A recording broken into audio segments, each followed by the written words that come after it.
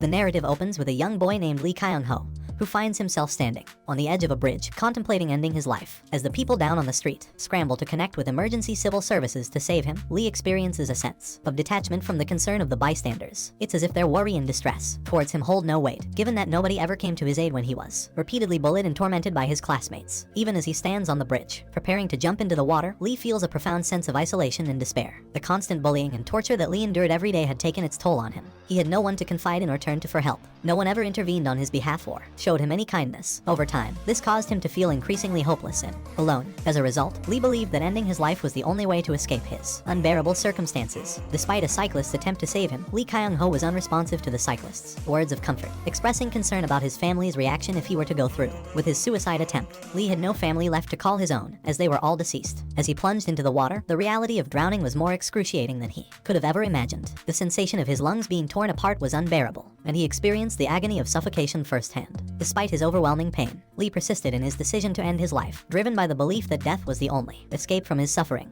As Lee Kyung-ho began to lose consciousness, he recalled his mother, perhaps realizing the enormity of the decision he had made. However, despite his attempt to end his life, he was not successful. People on the street had alerted emergency services quickly, and he was rescued before it was too late. Lee Kyung-ho was walking down an alleyway, searching for a quiet place when he suddenly encountered Sierra, the Grim Reaper. Despite the shock of seeing her, he was not surprised and hoped that his days of suffering were coming to an end. Sierra was intrigued and proposed a pact that would allow him to use his lifespan to gain the ability to use the underworld ticket. This ticket would give him the temporary capability of communicating with the dead. However, Lee seemed uninterested in this offer. Sierra was disappointed with Lee's lack of enthusiasm, as she had been looking forward to making the pact with him. She also revealed that Lee's hope of meeting his mother would not be fulfilled, as her soul was still present in the world that he was living in. Despite Sierra's sinister and cunning demeanor, Lee did not react or show any interest in her proposition, leaving her to smirk in excitement alone. While walking, Lee Kyung-ho stumbled upon a group of guys who were cruelly torturing a defenseless cat. Lee couldn't bear to witness such brutality and immediately called the police. Unfortunately, his intervention brought the wrath of the guys upon himself, leading to physical harm. At that moment, Lee was overwhelmed with frustration and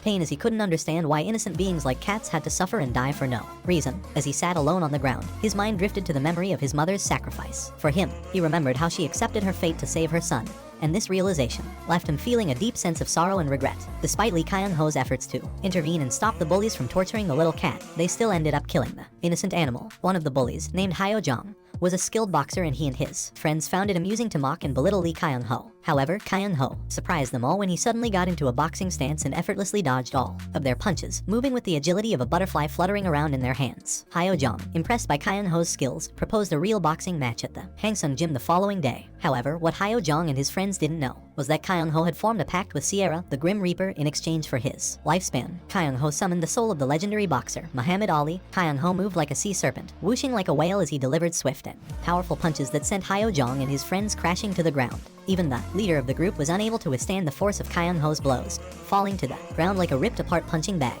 It was a triumphant moment for Kyung-ho, who had finally found the strength to stand up for himself and fight back against those who had tormented him for so long. After Lee Kyung-ho's encounter with Sierra, the Grim Reaper, he was presented with a tempting deal. He could use his lifespan to cast a spell that would give him the ability to temporarily possess the body of any dead person. Sierra explained that he would only be able to use this power once, in exchange for a year of his lifespan. She described the deal with an air of excitement and delight, her sinister smile sending shivers down Lee Kyung-ho's spine. However, despite the allure of the deal, Lee Kyung-ho's thoughts remained focused on finding his mother. Sierra warned him that he would not be able to achieve his goal with the power of the underworld ticket, as his mother's soul was still lingering in the world of the living. But Lee Kyung-ho was determined to find her, no matter the cost. He was willing to sacrifice his whole lifespan in search of someone who could see spirits, and with their help, he hoped to finally reunite with his mother. As he left Sierra's presence, he would be able to overcome any obstacle in his path. The following day, Lee Kyung-ho found it difficult to sleep as he was unable to get the events of the previous day out of his mind. He had been transformed into the great boxer, Muhammad Ali, and had faced his enemies with ease. This was not all. Sierra had also revealed to him the existence of the Heaven's Gate, which contained the names of all the legendary figures who had once lived. By spending 1 year of his lifespan, Lee Kyung-ho could now borrow their abilities for an hour. This was an incredible power that filled him with both excitement and apprehension to fight off any kind of obstacle in front of him. Despite feeling both exhilarated and overwhelmed by these newfound abilities, Lee Kyung-ho's thoughts were consumed by his mother's spirit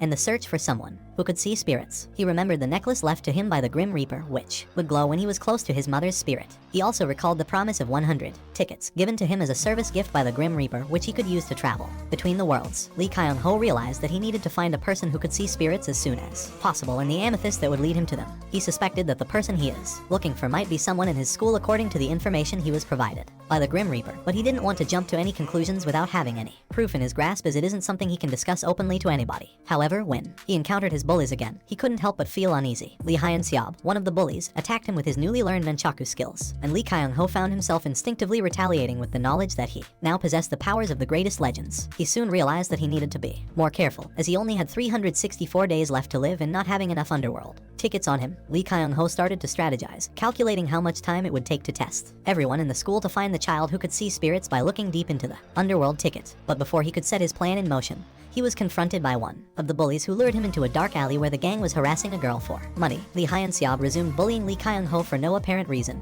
but Lee Kyung-ho's unwavering and fearless stare seemed to intimidate his bully, giving him a sense of superiority that fueled his cruelty. The situation soon escalates as Lee Hyun-seob persisted with his attacks and brutally kicked Lee Kyung-ho in the face, causing him to bleed all over his mouth. When the first phase of their torment ended, another phase began as they held the pack of rotten milk in their hands to take the bullying to another level. Despite being forced to drink rotten milk by one of the bullies, Lee Kyung-ho was about to let the bullies go since he only had one ticket left to use in his quest, which he needed later in his quest to look for his mother. However, Lee Kyung-ho couldn't control his anger any longer, especially when he saw his precious necklace getting banged up on the ground, which was given by the Grim Reaper to him. The necklace was the only way he could connect to his long-lost mother, and it was the most precious thing in his life, full of endless pain. Lee Kyung-ho decided to use his last ticket to borrow the legendary abilities of the world-famous Kung Fu master Bruce Lee. Utilizing his new skills, Lee Kyung-ho unleashed the world-famous technique named One-Inch Punch, a groundbreaking martial arts technique that sent his bully flying and crashing on the ground near the feet of his gang leader. Finally, Lee Kyung-ho had shown his bullies that he would no longer be their punching bag and that he now has the power to defend himself against them.